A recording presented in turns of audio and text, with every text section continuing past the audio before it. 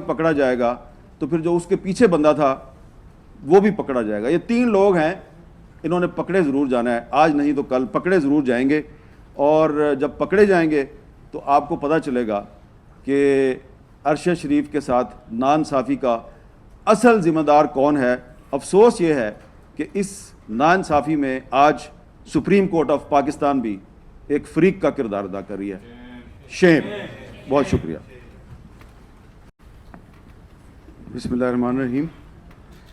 سب سے پہلے میں جویریہ صدیق صاحبہ کا شکریہ ادا کروں گا کہ انہوں نے یہاں پہ بلایا اور یہاں پر جو ہمارے جو سیاسی حمایدین موجود ہیں ان کا بھی شکریہ کہ وہ بھی آئے. یہاں پہ ہم سب آج اپنے دوست ساتھی اور بھائی ارشد شریف صاحب کی 3ری برسی کے موقع پر اکٹھے ہوئے ہیں. لیکن مجھ سے پہلے بھی جن لوگوں نے بات کی اور میرے بعد بھی جو لوگ بات کریں گے تو آپ کو یہ محسوس ہوگا کہ اس میں شکوہ شکایت ہے, اس لیے کہ انصاف نہیں ملا. اور انصاف کے لیے شاید اگر کوشش کی جاتی, اگر حکومت کی طرف سے اور متعلقہ اداروں کی طرف سے, تو شاید ہمارے لہجوں میں اتنی تلخی نہ ہوتی. لیکن نہ صرف یہ کہ انصاف فراہم نہیں کیا گیا, بلکہ انصاف فراہم کرنے کے لیے جس نے بھی کوئی کوشش کی تو اس کو نہ صرف ڈسکریج کیا گیا بلکہ ڈرایا دھمکایا بھی گیا. تو اب یہاں پہ مطیع اللہ جان صاحب نے ارشد شریف صاحب کے ساتھ جو ان کی زندگی کے واقعات ہیں وہ شیئر کیے. میں بھی بہت سے واقعات شیئر کر سکتا ہوں, لیکن صرف ایک بات آپ کو بتاؤں گا کہ ارشد شریف پاکستان سے گئے ضرور تھے, پہلے وہ جانے کے لیے تیار نہیں تھے. یہ بات جو ہے وہ میں اس لیے آپ کو بتانا چاہتا ہوں کہ کچھ لوگوں نے یہ کہا جی کہ ارشد شریف کو پاکستان سے جانے پر مجبور کیا گیا, لیکن مجھے وہ ایک رات یاد ہے جس دن کچھ دوست جو ہیں اس کو یہ فورس کر رہے تھے کہ یار آپ ویزے تو لگوا لیں, کم از کم UK کا ویزا لگوا لو, USA کا ویزا لگوا لو, تمہارے تو پاسپورٹ پہ ویزا ہی نہیں ہے.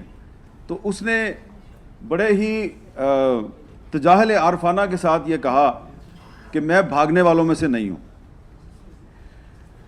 اور یقیناً وہ بھاگنے والوں میں سے نہیں تھا, اور وہ خود نہیں گیا, خود جانے کے لیے وہ تیار نہیں تھا. اس کو دوستوں نے فورس کیا, اور خاص طور پہ کچھ ایسے دوست جو آخری دنوں میں ارشد شریف پبلکلی بہت کم نظر آتے تھے. آپ کو یاد ہوگا کہ انہوں نے اپنی ضمانت کے لیے اسلام آباد ہائی کورٹ میں ایک درخواست دائر کی تھی. اس کی ہیئرنگ رات کو 11:30 بجے رکھی جسٹس اطہر من اللہ نے.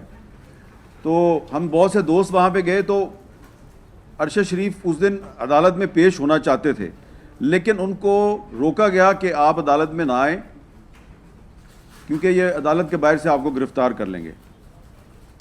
اور پھر ان کے ایک دوست تھے اور وکیل بھی تھے, ابھی بھی وہ حیات ہیں, بیرسٹر شعیب رزاق صاحب. بیرسٹر شعیب رزاق صاحب آخری دنوں میں جب ارشد شریف پاکستان میں تھے تو کافی ارشد شریف کے ساتھ رہتے تھے. شعیب رزاق صاحب نے ہی ارشد شریف کی وہ پٹیشن بھی دائر کی تھی اسلام آباد ہائی کورٹ میں, جس میں کہ ارشد شریف نے مطالبہ کیا تھا کہ حامد میر کمیشن کی رپورٹ کو پبلک کیا جائے. تو شعیب رزاق صاحب کو ایک میسج آیا, اور اس میسج میں یہ کہا گیا کہ ارشد شریف جو ہے اس کو ہم ننگا کر کے سڑکوں پہ گھسیٹیں گے.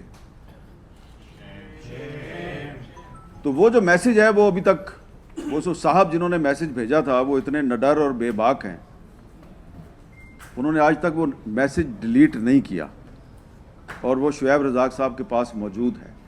تو اسی لیے ہم اسلام آباد ہائی کورٹ میں گئے, ہم نے درخواست کی کہ جی ارشد شریف کے قتل کی انکوائری کے لیے ایک جوڈیشل کمیشن بنایا جائے, تاکہ وہ جو میسج آیا تھا اس سمیت کچھ دیگر شواہد جو ہیں وہ جوڈیشل کمیشن کے سامنے رکھے جائیں اور ارشد شریف کو انصاف ملے.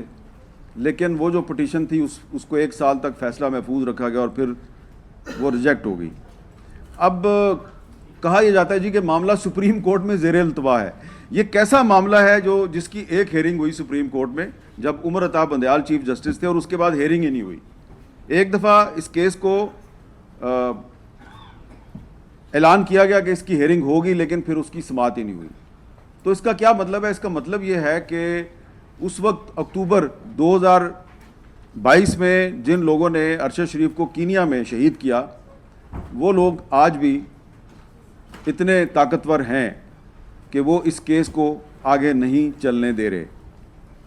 تو ارشد شریف کی شہادت کے بعد سے بھی پچھلے 3 سال میں تقریباً 16 صحافی جو ہیں پاکستان میں وہ ٹارگٹ کلنگ کا نشانہ بنے, اور جن پر جھوٹے مقدمے بنے ان کی تو تعداد بہت زیادہ ہے.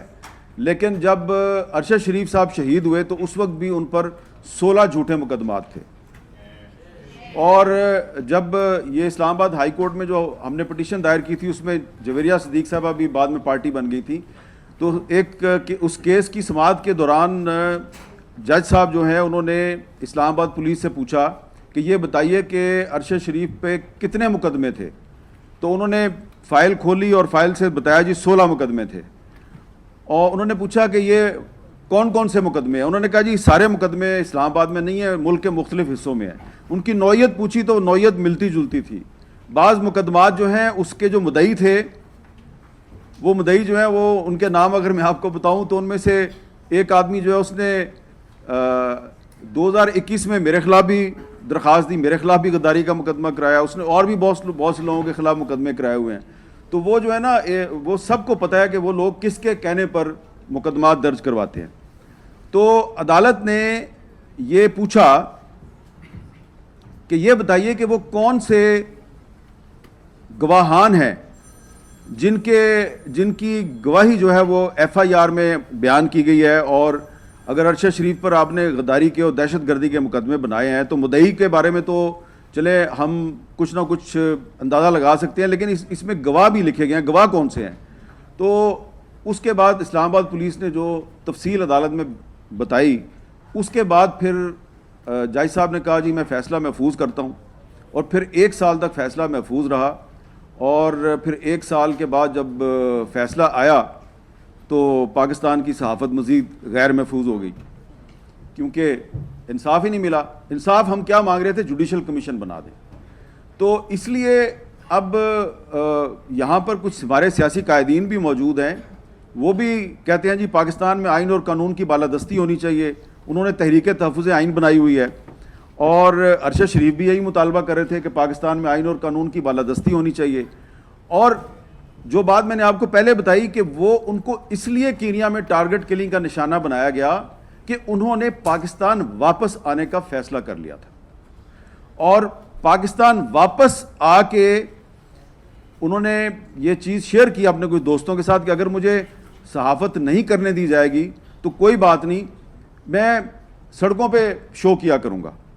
تو ان کا پاکستان واپس آنا جو ہے وہ کچھ لوگوں کے لیے بہت بڑا خطرہ بن گیا. تو اس لیے ان کو کینیا میں انتہائی بہیمانہ ظالمانہ انداز میں شہید کیا گیا.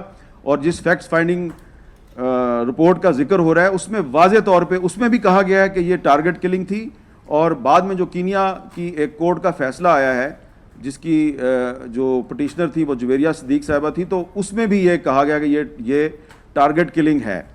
تو میں صرف یہ عرض کروں گا کہ ارشد شریف صاحب جو ہیں ان کے قاتل مزید 2 سال 3 سال بچتے رہیں گے, لیکن سب کو پتہ ہے قاتلوں کے بارے میں.